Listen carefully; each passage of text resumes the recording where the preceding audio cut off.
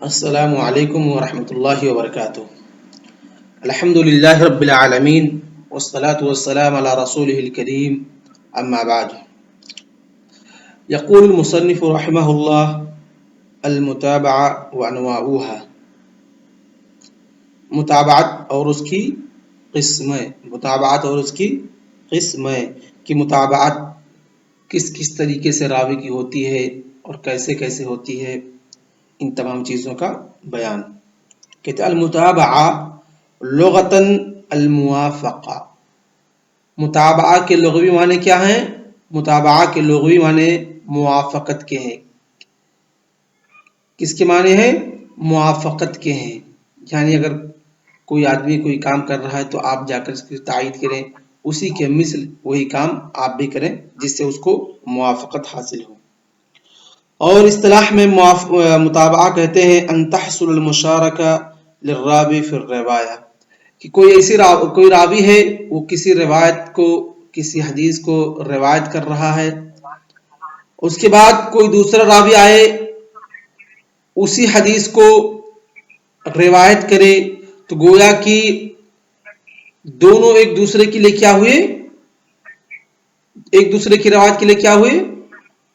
موافقت کرنے والے ہوئے، دونوں ایک دوسرے کی روایت کی تائید کرنے والے ہوئے۔ ان تحصل المشارکہ، کی مشارکت حاصل ہو راوی کے لیے، پھر روایت کے اندر، یعنی کوئی راوی ہے، وہ کوئی حدیث روایت کر رہا ہے، جیسے حدیث لا یؤمن احدکم حتی اکون احب الیہ من والدہ وولدہ والناس اجمعین، یہ روایت حضرت انس رضی اللہ تعالیٰ عنہ روایت کر رہے ہیں، اور اسی روایت کو حضرت ابو ہریرہ رضی اللہ تعالیٰ عنہ بھی روایت کر رہے ہیں۔ تو ہم کیا کہیں گے؟ یہاں پر ایک راوی کو دوسرے راوی کے ذریعے مشارکت حاصل ہے، موافقت حاصل ہے، اس کی راوی کی روایت کو تائید مل رہی ہے، تو اس کو کیا کہیں گے؟ متابعہ کہیں گے۔ متابعہ کی دو قسمیں ہیں، وہیا نوعان، الاول متابعہ تامہ، دوسرا ہے متابعہ قاصرہ۔ متابعہ تامہ کسے کہتے ہیں؟ پہلے ہم تامہ کے معنی پر غور کریں گے۔ تامہ کہتے ہیں کمپلیٹ کو، کوئی چیز مکمل جو ہو، اور قاصرہ ایسی چیز جو انکمپلیٹ ہو، جو مکمل پورے طور سے مکمل نہ ہو۔ تو متابعہ تامہ کا معنی ہوتا ہے ایسی متابعت، ایسی موافقت، ایسی مشارکت جو شروع سے لے کر کے آخر تک ہو۔ کیا ہو؟ شروع سند سے لے کر کے آخر سند تک ہو، تو ہم اس کو کیا کہیں گے؟ راوی کے لیے متابعہ تامہ حاصل ہے، یعنی کہ پوری کی پوری متابعت اس کو شروع سند سے لے کر کے آخری سند تک متابعت اس کو حاصل ہے۔ تو کہتے المتابعہ التامہ وہی ان تحصل المشارکہ للراوی نفسہ، کہ متابعہ تامہ کہتے ہیں کہ اس میں مشارکت جو حاصل ہو راوی کو بذات خود ہو، یعنی جہاں سے سند شروع ہو رہی ہے وہاں پہلے ہی سند سے اس کی کوئی موافقت کرنے والا، اس کی کوئی تائید کرنے والا موجود ہو۔ ابھی ہم مثال اس کی پڑھتے ہیں۔ اور متابعہ قاصرہ کہتے ہیں شروع سند سے ہی نہیں بلکہ اس کے شیخ یا اس کے شیخ کے شیخ یا کہیں بیچ سند سے یا کہیں تابعی کے اس پہ جا کر کے اگر اس کو موافقت مل رہی ہے، مشارکت مل رہی ہے، تو ہم کہیں گے یہاں پر مشارکت شروع سند سے نہیں مل رہی ہے بلکہ بیچ سند سے یا آخر سند سے مل رہی ہے، تو ہم کہیں گے یہ مشارکت یا یہ موافقت کیا ہے؟ انکمپلیٹ ہے، تو اس کو کیا کہیں گے؟ المتابعہ القاصرہ۔ کہتے ہیں وہی ان تحصل المشارکہ لشیخ الراوی فمن فوقہ من الرجال، کہ اس میں کیا ہوتا ہے؟ مشارکت راوی کو بذات خود، جو جہاں سے سند شروع ہو رہی ہے، جہاں سے سند جو راوی حدیث کو بیان کر رہا ہے وہاں سے اس راوی کو موافقت نہ مل رہی ہو بلکہ اس کے شیخ سے یا اس کے شیخ کے شیخ یا اس کے شیخ کے شیخ یا تابعین یا تبع تابعین یا اس کے بعد جو بھی اگر سند لمبی ہے تو جہاں بھی اس کو موافقت حاصل ہو رہی ہے تو اس کو کیا کہیں گے؟ متابعہ قاصرہ کہیں گے۔ اس کے بعد آتا ہے المتابع والشواہد والاعتبار۔ کہتے ہیں متابع جو ہے یسمى تابعا، متابع اس کا ایک نام کیا ہے؟ تابع بھی ہے۔ کہتے ہیں هو الخبر المشارك للفرد لفظا ومعنى او معنى فقط مع الاتحاد في الصحابي، کہ ایسی خبر جس میں دوسرا کوئی بندہ مشارکت کر رہا ہے، موافقت کر رہا ہے، چاہے وہ لفظ میں موافقت ہو، چاہے وہ حدیث کے معنی میں موافقت ہو، یا صرف اور صرف حدیث کے معنی میں موافقت ہو، لیکن صحابی دونوں روایتوں کی کیا ہیں، دونوں روایتوں کے صحابی ایک ہیں، تو اس کو کیا کہیں گے ہم؟ تابع کہیں گے یا متابع کہیں گے.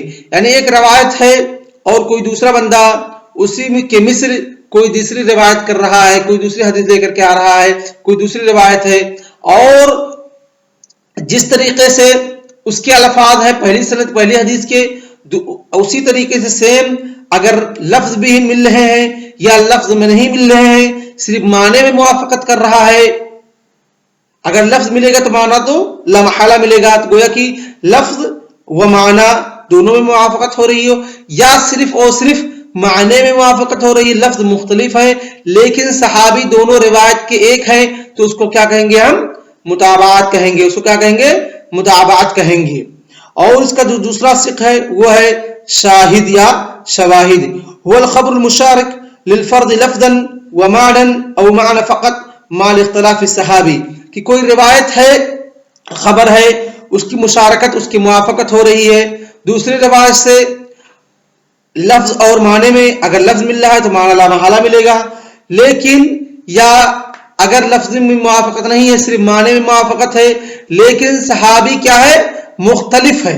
صحابی یہاں پر مختلف ہے، نفس صحابی نہ ہو بلکہ کوئی دوسرا صحابی ہو، تو اس کو کیا کہیں گے؟ یہ اس حدیث کے لیے شاہد ہے، متابعت نہیں ہے بلکہ کیا ہے؟ شاہد ہے. اگر لفظ اور معنی یا معنی میں موافقت ہو رہی ہے اور دونوں روایتوں کے صحابی ایک ہیں تو ہم اس کو متابعت کہیں گے. یا اور اگر لفظ اور معنی دونوں میں موافقت ہے یا صرف اور صرف معنی میں موافقت ہے لیکن اگر صحابی مختلف ہے تو ہم اس کو متابعت نہیں کہیں گے بلکہ کیا کہیں گے؟ شاہد کہیں گے. وخص بعضهم المتابع بما حصر لفظا، اور بعض لوگوں کا کہنا یہ ہے کہ متابعت ہم اسی وقت کہیں گے جب موافقت لفظ میں ہوگی. اگر لفظ کے علاوہ معنی میں صرف موافقت ہے، لفظ میں موافقت نہیں، تو اس کو متابعت نہیں کہیں گے. یہ ان کا قول ہے. سواء اتحد الصحابی او اختلف، چاہے وہ صحابی ایک ہوں یا الگ الگ ہوں، یہ ان کا نظریہ. یعنی بعض لوگوں کا نظریہ یہ ہے کہ اگر صرف اور صرف لفظ میں موافقت ہے تب تو متابعت ہے، چاہے صحابی متحد ہو یا مختلف ہو، یعنی صحابی ایک ہو یا دوسرے کوئی صحابی ہو. لیکن اگر لفظ کے علاوہ لفظ موافقت نہیں ہے تو اس کو متابعت نہیں کہیں گے. یہ ان کا نظریہ ہے.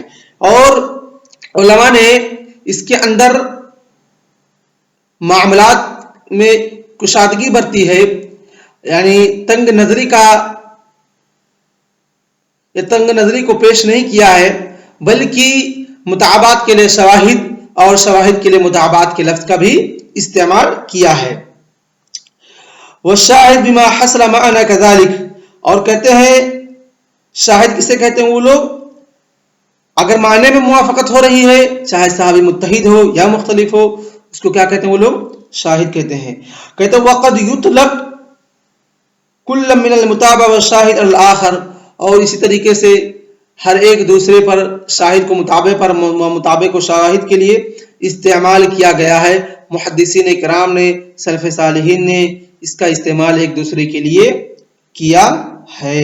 یعنی معاملہ تنگ نہیں ہے، آپ کر سکتے ہیں. بس تفریق کے لیے کیونکہ دونوں کا ماحصل ایک ہی ہے، روایت کو تائید پہنچانا. کیا کرنا؟ روایت کو تائید پہنچانا. کہتے ہیں الاعتبار هو تتبع طرق الخبر الفردی لیعلم هل له متابع او الشاہد ام لا. اور اعتبار کسے کہتے ہیں؟ کہتے ہیں جو خبر ہے اس کے طرق کا، اس کے کتنے طرق سے کتنے راستے سے وہ حدیث آئی ہے، اس کے تمام طرق کا تتبع کرنا تاکہ ہمیں یہ پتا چلے کہ اس حدیث کی مطابقت ہے کہ نہیں ہے. کیونکہ کب ہم پتا چلے گا کہ اس حدیث کی مطابقت ہے کہ نہیں؟ طرق کی تتبع کرنے کے بعد، طرق کو ٹٹولنے کے بعد ہی پتا چلے گا کہ کون سی حدیث کس کی لیے مطابعت ہے کا کام کرتی ہے اور کس کے لیے شواہد کا کام کرتی ہے. ومثل لذلك الحافظ، اور اس کی مثال حافظ ابن حجر رحمہ اللہ نے ذکر کی ہے بما رواہ الامام الشافعی رحمہ اللہ فی کتاب الام، جس کو امام شافعی رحمہ اللہ نے اپنی کتاب ام کے اندر ذکر کیا ہے. کہتے ہیں مالک عن عبداللہ بن دینار، امام شافعی رحمہ اللہ روایت کرتے ہیں امام مالک سے، اور روایت کرتے ہیں عبداللہ بن دینار سے، روایت کرتے ہیں عبداللہ بن عمر رضی اللہ تعالیٰ عنہما سے. کہتے ہیں قال رسول اللہ صلی اللہ علیہ وسلم الشہر 29 فلا تصوموا حتى تروا الحلال ولا تفطروا حتى تروه، کہ رسول صلی اللہ علیہ وسلم نے فرمایا مہینہ 29 کا ہوتا ہے اور روزہ نہ رکھو یہاں تک کہ چاند کو دیکھ لو. یعنی سارا معاملہ چاند پہ ڈیپینڈ ہے. اگر آپ رمضان کا چاند دیکھ رہے ہیں تو اگر اس وقت روزہ نہیں رکھنا جب تک کہ چاند آپ دیکھ نہ لے، تب تک آپ رمضان کا روزہ نہیں رکھ سکتے ہیں. ولا تفطر، اور اسی طریقے سے جب تک شوال کا چاند نہیں دیکھ سکتے آپ لوگ نہیں دیکھ لیتے تب تک آپ لوگ افطار نہیں کر سکتے، نہیں اپنے روزے کو نہیں توڑ سکتے. آپ کو مہینہ 30 کا پورا پکڑنا پڑے گا حتی تروہ، یہاں تک کہ آپ لوگ دیکھ لیں. فإن غم علیکم فأکملوا العدۃ 30، اگر بدلی ہو جائے یا کچھ اور معاملہ ہو تو 30 کا مہینہ آپ لوگ پورا کر لیں. کہتے فظن البعض ان الشافعی تفرد بلفظ، تو بعض لوگوں نے یہ گمان کیا کہ امام شافعی اس حدیث کو روایت کرنے میں اس لفظ کے ساتھ منفرد ہے. فأکملوا العدۃ 30، یعنی فأکملوا العدۃ 30 اس لفظ کے ساتھ امام شافعی رحمہ اللہ منفرد ہیں اور کسی نے ان کی متابعت یا ان کی اس حدیث کی اور شواہد نہیں ہے. لأن اصحاب مالک سب الشافعی رووہ بلفظ فاقدروا له، کیونکہ امام مالک رحمہ اللہ کے جو شاگرد ہیں انہیں شاگردوں میں سے امام شافعی رحمہ اللہ ہیں، اور امام شافعی کے علاوہ امام شافعی نے اس کو فإن غم علیکم فأکملوا العدۃ 30 کے لفظ کے ساتھ ذکر کیا ہے، اور امام شافعی کے علاوہ جو شاگرد امام مالک کے انہوں نے اس حدیث کو فقدروا له، یعنی آپ اندازہ لگائیں گیس کریں اس لفظ کے ساتھ ذکر کیا ہے. لیکن وجد للشافعی متابعہ تامہ و قاصرہ، لیکن امام شافعی رحمہ اللہ کی متابعت تامہ بھی ہے اور قاصرہ بھی ہے. فرواہ الامام البخاری رحمہ اللہ فی صحیح عن عبداللہ بن مسلمہ القعنبی عن مالک. کیا ہے امام مالک رحمہ اللہ سے، دیکھیں غور کیجیے، میں نے کیا کہا تھا متابعت تامہ متابعہ قاصرہ. جو راوی ہے اس سے اگر اس کی موافقت وہیں سے ملنی شروع ہو گئی ہے تو اس کو کیا کہیں گے متابعت عامہ کہیں گے. تو حدیث جو اس سے پہلے ہم نے پڑھی ہے امام مالک رحمہ اللہ سے روایت کرتے ہیں کون؟ امام شافعی، یعنی امام شافعی عن امام مالک عن عبداللہ بن دینار عن عبداللہ بن عمر. تو یہاں پر امام مالک رحمہ اللہ سے روایت کرنے والے کون ہوئے؟ عبداللہ بن مسلمہ القعنبی. گویا کہ عبداللہ بن مسلمہ القعنبی روایت کرتے عبداللہ بن مسلمہ القعنبی روایت کرتے ہیں امام مالک سے، اور امام مالک سے روایت کرنے والے کون ہیں؟ امام شافعی. گویا کہ عبداللہ بن مسلمہ القعنبی امام شافعی رحمہ اللہ کی کیا ہے متابعت کر رہے ہیں، اور یہ متابعت کیا ہے؟ متابعت تامہ ہے، یعنی شروع سند سے ہی متابعت شروع ہو گئی. کہاں سے شروع ہوئی؟ شروع سند سے ہی متابعت شروع ہو گئی امام مالک سے، اور امام مالک روایت کرتے ہیں عبداللہ بن دینار سے بالاسناد نفسہ، یعنی سیم وہی سند اوپر والی. امام مالک سے امام مالک روایت کرتے ہیں عبداللہ بن دینار سے، وہ روایت کرتے ہیں عبداللہ بن عمر سے. کہتے ہیں فہذہ متابعۃ تامہ فی غایۃ الصحہ، یہ متابعت تامہ ہے جو کہ اپنے صحت میں انتہا کو پہنچی ہوئی ہے. اور اس کی دوسری مثال ہے ورواه ابن خزیمہ فی الصحیح، جو کہ متابعہ قاصرہ کی ہے. کہتے ہیں امام خزیمہ رحمہ اللہ اپنی کتاب صحیح ابن خزیمہ کے اندر ذکر کرتے ہیں، اور وہ کس طریقے سے عاصم بن محمد بن زید عن ابیہ عن جدہ عبداللہ بن عمر رضی اللہ تعالی عنہما، کہ عاصم بن محمد روایت کرتے ہیں اپنے باپ زید محمد سے، اور وہ روایت کرتے ہیں اپنے دادا زید سے، اور وہ روایت کرتے ہیں کس سے؟ عاصم بن محمد بن زید عن ابیہ عن جدہ عبداللہ بن عمر رضی اللہ تعالیٰ عنہ. اور یہاں پر ہمیں مطابقت کہاں جا کے مل رہی ہے؟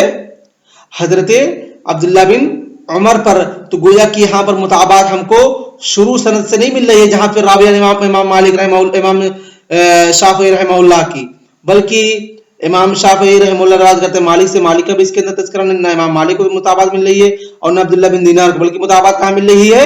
لاسٹ سند کے اندر جا کر کے عبداللہ بن عمر کو. تو ہم اس مطابقت کو کیا کہیں گے؟